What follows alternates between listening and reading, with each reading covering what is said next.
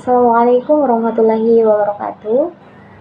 Pertama-tama bersyukur kita kepada Allah dengan mengucapkan Alhamdulillah. Bersalawat kita kepada baginda Nabi dengan mengucapkan Allahumma sholli ala Sayyidina Muhammad wa ala ali Sayyidina Muhammad. Pertama-tama perkenalkan, nama saya Sri Nopal Limbotu dengan NIM 2310 12050, Prodi Pendidikan Agama Islam, Fakultas Ilmu Tarbiyah dan Keguruan.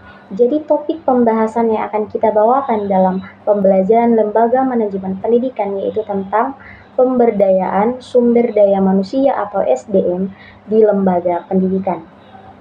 Disimak baik-baik ya teman-teman. Masuk kepada pokok pembahasan yaitu tentang pemberdayaan sumber daya manusia atau SDM di lembaga pendidikan.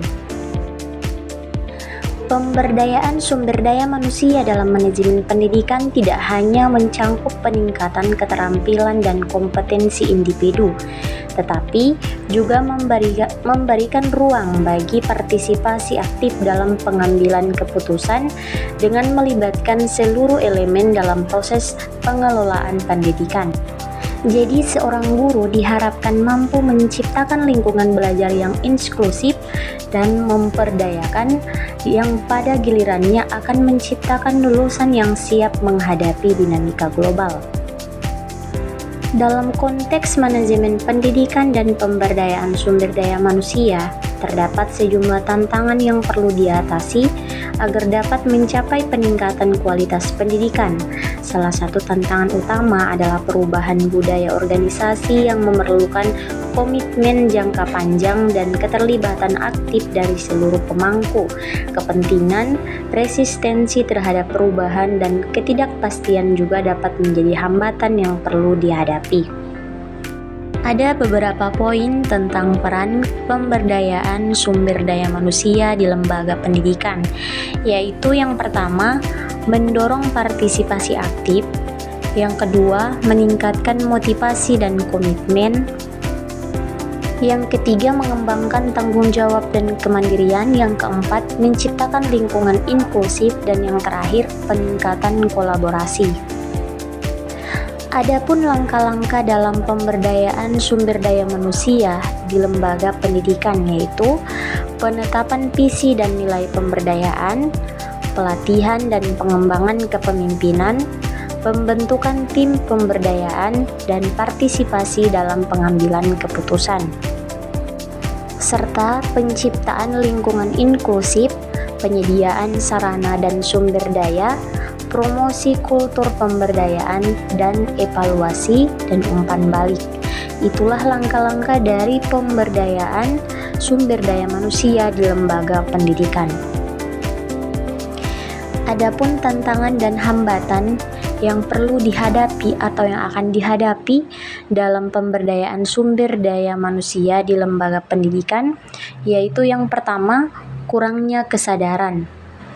Kurangnya kesadaran dari beberapa pihak, baik guru, staf, maupun pimpinan, mungkin belum sepenuhnya memahami manfaat dan program pemberdayaan dan menganggap hanya sebagai kegiatan tambahan saja. Yang kedua, keterbatasan sumber daya. Keterbatasan sumber daya seperti dana, fasilitas, dan infrastruktur menjadi kendala dalam pelaksanaan program pemberdayaan dalam lembaga pendidikan. Yang ketiga, faktor motivasi. Motivasi yang rendah dari guru dan staf akan menghambat proses pemberdayaan dalam lembaga pendidikan. Yang keempat yaitu tantangan di era digital.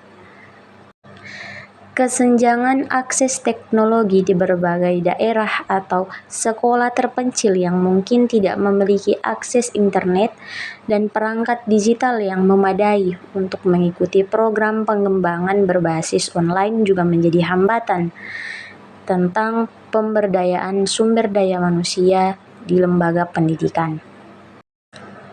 Jadi, kesimpulan dari topik pembahasan tentang pemberdayaan sumber daya manusia di lembaga pendidikan yaitu pemberdayaan dalam manajemen pendidikan dapat diukur dari dampaknya terhadap kualitas pembelajaran dan hasil pendidikan. Peningkatan kualitas SDM menciptakan guru yang lebih terampil, siswa yang lebih aktif, dan staf pendidikan lebih berkomitmen terhadap tujuan pembelajaran. Secara keseluruhan, investasi dalam pemberdayaan sumber daya manusia tidak hanya memberikan manfaat jangka pendek, melainkan membentuk dasar yang kokoh untuk perkembangan jangka panjang dalam dunia pendidikan. Itulah pembahasan kita pada materi pemberdayaan sumber daya manusia. Semoga teman-teman bisa memahami apa yang saya sudah jelaskan. Sekian, terima kasih.